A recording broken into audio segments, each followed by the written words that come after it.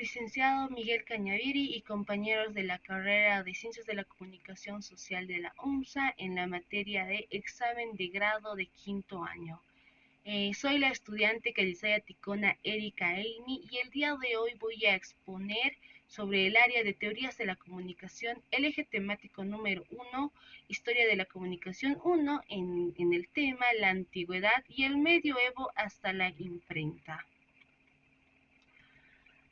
Voy a empezar haciendo esta pregunta: ¿qué es la comunicación? Y en esta ocasión voy a citar a Luis Ramiro Beltrán, quien nos dice que la comunicación es el proceso de interacción social democrática que se basa sobre el intercambio de símbolos por los cuales los seres humanos comparten voluntariamente sus experiencias bajo condiciones de acceso libre e igualitario, diálogo y participación. Ya entrando en lo que es la historia de la comunicación, voy a hablar sobre la necesidad y posibilidad comunicativa en el mundo antiguo, en esta ocasión citando el libro Historia y Comunicación Social de Manuel Vázquez Montalbán, quien nos indica que la necesidad de comunicación fue el motor de todo tipo de codificaciones expresivas. También nos indica que la historia de la codificación de signos y fonemas al servicio de la relación interhumana se divide en 4 fases. En este caso, la fase mnemónica, la era pictórica, la fase ideográfica y la fase fonética. Empecemos hablando sobre la primera fase, que es la fase mnemónica o fase de memoria, que se caracterizó por el empleo de objetos reales como datos o mensajes entre gentes que vivían alejadas y no pertenecían al mismo sistema convencional de comunicación. En la era pictórica es la segunda fase en la que la comunicación se transmite mediante la pintura y la representación de objetos, que estos grabados no solamente aparecen en la pintura rupestre, sino también sobre objetos variados como ser utensilios, armas o artículos de valor empleados para el intercambio comercial. Continuando con la tercera fase, que es la fase ideográfica, en el paso a la fase ideográfica resulta de una asociación de símbolos pictográficos como objetos e ideas. En esta tercera fase, los signos se emplean cada vez más en la representación de ideas. Es un progresivo despegue de la hechura del objeto a comunicar y una plasmación cada vez más simbólica que abocaría en el signo alfabético. En este caso empezaron por la escritura jeroglífica de los egipcios y también sobre diferentes escrituras ideográficas de las culturas precolombinas. Ya hablando sobre la cuarta y última fase, está la fase fonética, que se establece cuando el signo representa un sonido fuera de palabras enteras, de sílabas o de lo que hoy en día llamamos letras.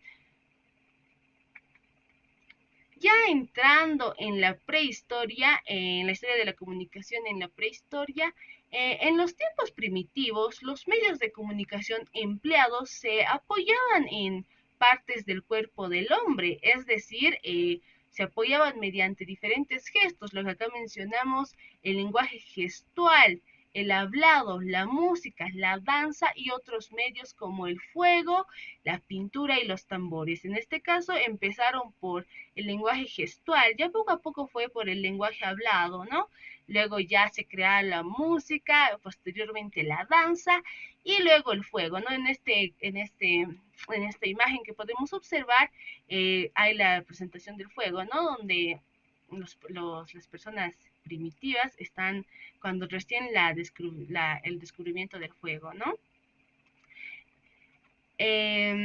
Continuando con la historia de la comunicación en la prehistoria, la ventaja de este tipo de comunicación gestual y no tanto así hablado es que las personas se entendían sin necesidad de compartir una misma lengua, es decir, no ocurría lo que actualmente puede ocurrir, ¿no? Como una persona latinoamericana a lo de una persona europea, una francesa con un boliviano, ¿no? Que tienen un lenguaje distinto, por lo cual es difícil, ¿no? Pues imposible la comunicación. En este tiempo de la prehistoria, las personas primitivas, al no poder hablar utilizando el lenguaje gestual, era más fácil y se podía entender, ¿no? Se podían entender sin la necesidad de compartir la misma lengua y también, por ende, no existían las clases sociales ni el Estado. Y los productos que se repartían en ese entonces eran repartidos de forma igualitaria, porque como lo dijimos anteriormente, no existía clases sociales en ese tiempo. Ya continuando con la historia de la comunicación, en este caso abordando las civilizaciones antiguas, hablaremos sobre el régimen esclavista. El régimen esclavista se extiende desde 3000 años antes de Cristo hasta 476 de esa era, ¿no? Donde cae el Imperio Romano de Occidente. En este punto ya el medio de comunicación cambió rotundamente, pues a intereses de diferentes humanos que tenían un poco más de poder sobre otras, empezó el comercio de seres humanos, por lo cual esta fue la primera vez en que la comunicación fue desigualitaria y no como anteriormente era igualitaria para todos, puesto que las personas se comunicaban de la misma manera. En este punto ya había humanos que tenían más conocimiento que otras, por los cuales estos aprovecharon esta situación de tener más conocimiento para poder ir a la esclavitud y, como dijimos, al comercio de personas, ¿no? Ya, como ya lo dijimos durante las civilizaciones antiguas, por primera vez la comunicación y la producción de mensajes están en manos de una clase superior. La comunicación deja de ser comunicación igualitaria y da paso a la información de la unilateralidad, lo cual provoca la división de clases sociales por primera vez. Las primeras civilizaciones que trasladaron lo oral a lo escrito se situaron en el Medio Oriente alrededor de 4000 años antes de Cristo. Vamos a poner como ejemplo a una de las culturas más importantes, que son los sumerios, que idearon un tipo de escritura con iconos que representaban conceptos, la escritura cuneiforme en este caso, que se escribía en tablillas de arcilla con la ayuda de una caña para escribir. En la imagen que podemos ver en las diapositivas se ve la arcilla que está escrita con la ayuda de una caña, que era lo que más fácilmente se podía acceder en ese entonces para una escritura. Ahora vamos a hablar sobre los fenicios.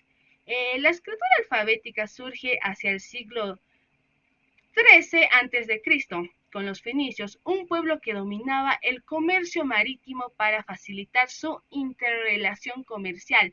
Utilizaron los jeroglíficos de los egipcios para idearse para esta escritura, ¿no? También se valieron de la escritura cuneiforme de los babilonios. Ahí podemos ver el ejemplo de la escritura alfabética que los fenicios idearon, ¿no? Que hasta actualmente se puede manejar, pero de una forma más actualizada, pero fue uno de los primeros inicios en este aspecto. Continuamos con la oratoria. Cabe recalcar que la oratoria en la Grecia clásica alcanzó su cenit por el apogeo de la democracia esclavista, y a través de ella se podía persuadir al pueblo para que apoyara al gobierno. En sí, la oratoria tenía, en Grecia sobre todo en este aspecto, tenía ante todo fines políticos. Ante esto voy a situar a Aristóteles, quien definió el estudio de la comunicación retórica como la búsqueda de todos los medios de persuasión que tenemos en nuestro alcance, es decir, el intento que hace el orador de llevar a los demás a tener su mismo punto de vista. Como ya lo dijimos anteriormente, el orador, el que daba su punto de vista, el que podía hablar con el pueblo, con las personas, usaba el poder de la oratoria para persuadir a las personas a que piensen y tengan su mismo fin, ¿no? En este caso, como dijimos, tenía más fines políticos, lo cual posibilitaba que la persona con conocimiento sometiera al pueblo a persuadirlos para que tengan un nivel ideológico similar al de ellos, ¿no? En beneficio de ellos mismos.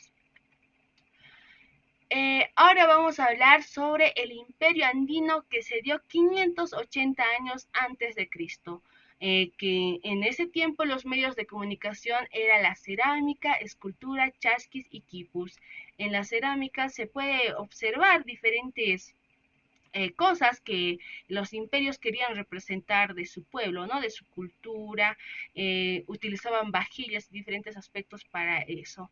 En la escultura, un claro ejemplo son los monolitos que representan que cada monolito tiene una historia detrás de ella, ¿no? También hacían diferentes monumentos para cual resguardar su escritura y comunicar también a otros imperios o a otros pueblos de qué trataba su pueblo, sus costumbres, y más que todo eso era de comunicar sobre lo que ellos acostumbraban a hacer. También tenían a los chasquis. Los chasquis eran más que todo personas encargadas de transmitir mensajes de un lugar a otro. Estaban dominadas precisamente por la clase superior, pero ellos eran los encargados de llevar diferentes mensajes de un lugar a otro, dependiendo del tiempo, ¿no? En el que, dependiendo de la distancia que puedan recurrir. Había días en los que los chasquis podían estar corriendo porque ellos, cabe recalcar que ellos se movilizaban a pie, totalmente a pie, y de acuerdo a la distancia que tenían de un lugar a otro, era la demora de la llegada del mensaje. También tenían en ese tiempo los quipus, que eran más que todo unos corceles de unos diferentes aspectos de colores que también servía para la organización de los imperios. Continuando con el imperio andino, en este tiempo las relaciones comunicacionales eran verticales, autoritarias y elitistas, ¿no? Los medios de comunicación, el emisor se encontraba centralizado en el estado del productor. Ya entrando en lo que es el medioevo, la Edad Media, hablaremos sobre el régimen feudal. El régimen feudal se extiende desde el año 476 de esa era hasta el año 1453, año en el que cae el Imperio Romano de Oriente frente a los turcos. Durante la Edad Media, la comunicación sigue siendo no verbal. La, la la lectoescritura es un conocimiento dominado solo por unos pocos, fundamentalmente por sacerdotes, miembros del aparato administrativo de los estados incipientes y algunos miembros de la realeza. Es decir, muy pocos podían acceder al conocimiento, ¿no? Más que todo personas con poder. En las relaciones comunicacionales, la Iglesia era latifundista, por ello pertenecía a la clase dominante, dominaba la cultura fundamentalmente frente a analfabetos, asentaba la incomunicación. Los monjes eran los únicos que podían acceder a la lectura de diferentes libros que transmitían conocimiento y por lo tanto eran los únicos permitidos a estudiar estos. Y los señores feudales, es decir, los señores de poder, los señores de la realeza, dependían absolutamente de los monjes gracias a esto, ¿no? La iglesia fue la fuente de los mensajes, ¿no? Era el medium entre los señores feudales y los siervos. Es decir, la iglesia era la fuente de información que transmitía mensajes o transmitía conocimiento tanto a las personas del poder del imperio y a las personas que estaban por debajo, ¿no? Que en este caso sería el pueblo. Ahora vamos a hablar sobre el dominio del medio, bajo el dominio del medio. El medium dominaba la representación porque se poseía todas las claves, ya que el público no tenía posibilidades de comprobar un mensaje. Es decir, la iglesia tenía el poder absoluto en la Edad Media, en el medioevo, la iglesia tenía el poder absoluto de la transmisión de mensajes entre el pueblo y la clase superior. Ellos podían manipular los mensajes, ya que ellos tenían más conocimiento, todo esto estaba bajo dominio de él, ¿no? Es por eso que esto se denomina bajo el dominio del medium. En este tiempo del medium hay tres interlocutores que son el juglar, los mercaderes y el vagán. Empecemos hablando sobre el juglar, que contribuye a difundir la literatura popular. Es decir, el juglar estaba más encargado de difundir los mensajes, la literatura en un solo pueblo. En un solo pueblo, no iba más allá del pueblo, era enteramente en un pueblo, dedicado a un pueblo. Nada que ver a comparación de los mercaderes, que los mercaderes cumplían una función de interlocutores entre países. La función de los mercaderes ya era más compleja, ¿no? Ya que ellos no solamente se dedicaban a la comunicación del pueblo o del país, en este caso ellos se movilizaban en la comunicación de un país a otro. Luego, para terminar con esto, tenemos el vagán, que cumple el papel de puente entre la subcultura espontánea. Es decir, que este vagán cumplía la función de transmitir mensajes en todo un país, por decir, en diferentes pueblos de un país, no tanto como el juglar, que era solamente en un determinado pueblo, el mercader, que era de diferentes países. En este caso el vagán solamente se encargaba, bueno, era un poco un trabajo más complejo del juglar, porque el juglar solamente era de un pueblo, en este caso el vagán era de un país, pero de diferentes pueblos, ¿no? Se encargaba de la comunicación, de la información, de un país entero, pero en diferentes pueblos. Ahora vamos a seguir hablando de la Edad Media en el siglo XII. En el siglo XII aparecieron las universidades como nuevo centro de cultura que también se dedicaron a la promoción de los libros. También en este tiempo los árabes introdujeron el papel que habían inventado los chinos a través de la península ibérica. El papel se realizaba a partir de los trapos macerados y posteriormente se empezó a realizar con fibras vegetales.